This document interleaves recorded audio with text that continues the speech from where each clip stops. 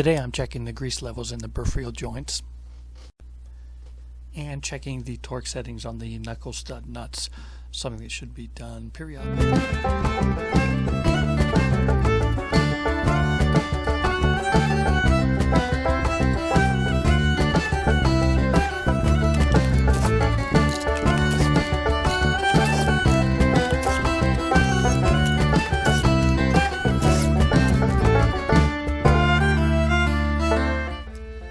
You can access the grease port with a crescent wrench, but there's not much movement in there. If it's stuck on there, it's going to be hard to get out.